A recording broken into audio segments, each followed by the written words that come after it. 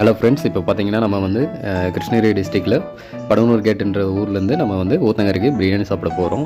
இப்போது கிளம்பிட்டோம். இப்போ தான் வீட்டிலேருந்து கிளம்புறோம். ஃப்ரெண்டு வீட்டுக்கு வந்தோம். ஓகே, பைக் எடுத்தாச்சு. இப்போ கிளம்ப போகிறோம். ஓகேங்க, நானும் ஃப்ரெண்டு கிளம்பிட்டோம். இப்போ ஊத்தங்கரில் செட்டியார் பிரியாணி கடை அப்படின்னு ஒரு கடை, ஃபேமஸான கடை இருக்குது. அங்கே பிரியாணி ரொம்ப ஃபேமஸுங்க. அதனால் வந்து சரி அங்கே டேஸ்ட் பண்ணி பார்க்கலாமே அப்படின்ற மாதிரி கிளம்பிட்டோம். இப்போ பார்த்தீங்கன்னா முன்னாடி போகிற தாத்தாவுக்கு ஒரு கையே கிடையாது.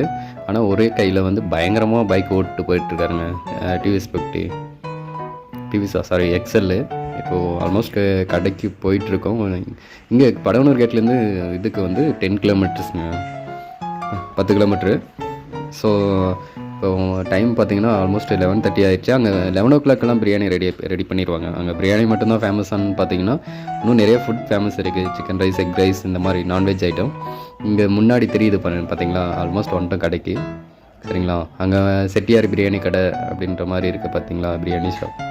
இதுதான் இங்கே தான் நம்ம வந்து பிரியாணி சாப்பிட போகிறோம். சரிங்களா, இவர் தான் ஓனரு. இங்கே ஆன்வைஸே டிஃப்ரெண்ட்டாக டயரில் கொடுத்துருக்காங்க பாருங்கள்.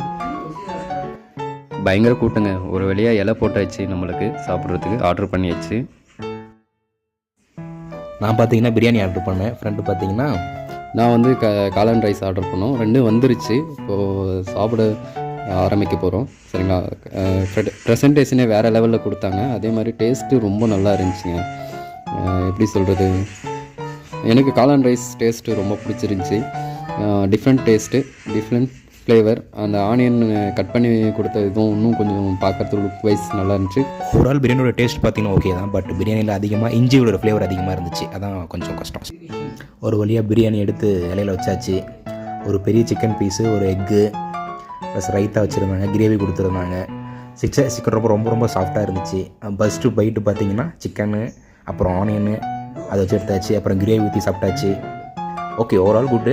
கிரேவி ஊற்றுனோன்னா அதோட இஞ்சி ஃப்ளேவர் போயிடுச்சு. ஒரு ஃப்ரெண்டால் ஊற்றினா காளான் ரைஸ் சாப்பிட முடியலன்னு சொன்னார். அவரது வாங்கி நம்மளே போட்டு அடிச்சு விட்டாச்சு, முடிச்சாச்சு. காளான் பார்க்க ரொம்ப அந்த நல்லா இருந்துச்சு. ரொம்ப ஆயிலே ரொம்ப சூப்பராக இருந்துச்சு அந்த காளான். அது அவருக்கு பிடிக்கல போகிற ரைஸை அவருக்கு கிரேவி ஊற்றி அடிச்சுட்டு நோத்திட்டு இருக்காரு. வேறு லெவலில் போயிட்டுருக்க ஒரு உள்ள. அவ்வளோதான், அவரும் சாப்பிட்ருக்காப்புல.